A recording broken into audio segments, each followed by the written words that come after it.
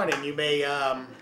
You may not recognize the person next to me. Obviously, it's not Izzy Fitz. In fact, it's quite an upgrade from Izzy. Sorry, Izzy. I know you can't be with us today, but hopefully we have a great substitute with. Please introduce yourself. I'm Wilma Ray.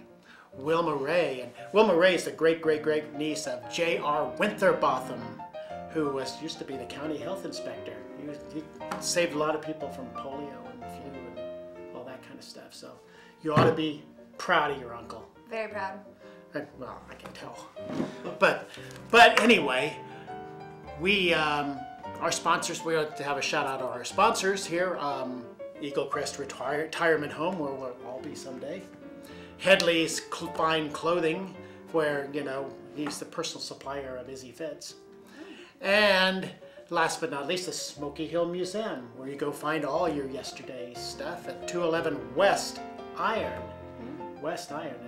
You just got to go visit it. But anyway, I'm Bud Driscoll, and this is not Izzy Fitz. This is Wilma, and we'll have Wilma just take us off. Well, okay. On May 6, 1987, Salina Central High School students Don Bergeron, 17, and Tim Bergeron, 16, were notified Monday that they were the recipients of the American Red Cross highest award, the National Certificate of Merit. They received the award for saving the lives of Kenneth Engelmeyer, Wentzville, Missouri, and his children, Chris, 12, and Mike, 17. The three almost drowned in the pool at the Flamingo Hotel, 500 East Pacific.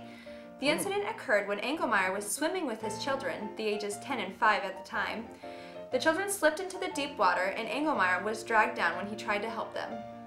Oh, well, that's quite notorious. Yes. Here, I'm proud of them. Always save lives if you can. May 1st, 1962. Well, we're going to go to Abilene here. General Dwight Eisenhower, former president, thanked an applauding crowd for the $3 million Eisenhower Library here Tuesday, then issued a stern call for the return of morality and morale of this country.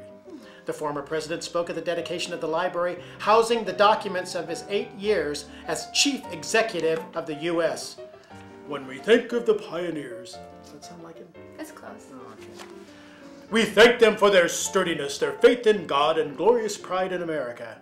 If these people could come back and see the twist, that's how you do the twist. I'm not very good at it. Well, anyway, I'll do it anymore. Instead of the minuet, I wonder if they would be impressed by the beauty of it all.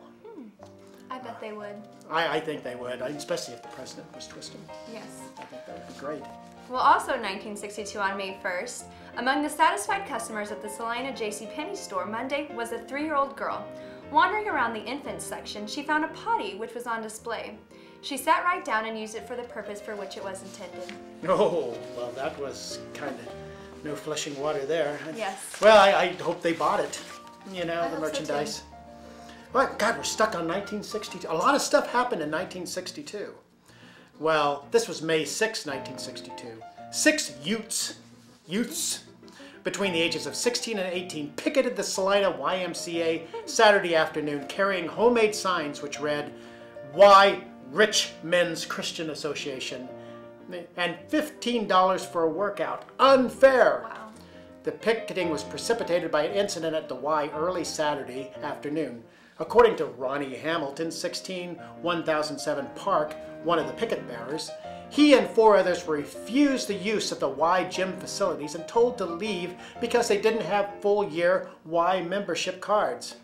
Hamilton said the boys asked for a one-day guest membership and were told by Darrell Mayfield, Y General Secretary, that such memberships were not available. Well, they probably changed their tune by now. I'm sure they have. I see them all well, it's much more expensive now, but... Yes. But you have more state-of-the-art equipment. Yeah, and racquetball. That's important. And racquetball. Never forget racquetball. Yes. Well, on May 4th in 1937, added to the hazardous of childhood is the all-day sucker. Oh, no. Late Monday, Stuart Smith, 4-year-old son of Mr. and Mrs. Vic Smith, 113 West Minneapolis, apparently fell while he was eating a sucker and drove the stick into the roof of his mouth, inflicting a gash which required several stitches. His condition is not regarded as serious, and physicians said there would not permanent harm. That sounds like something Izzy would do. Gotta be careful with those goodies. Yeah, that's why he talks the way he does.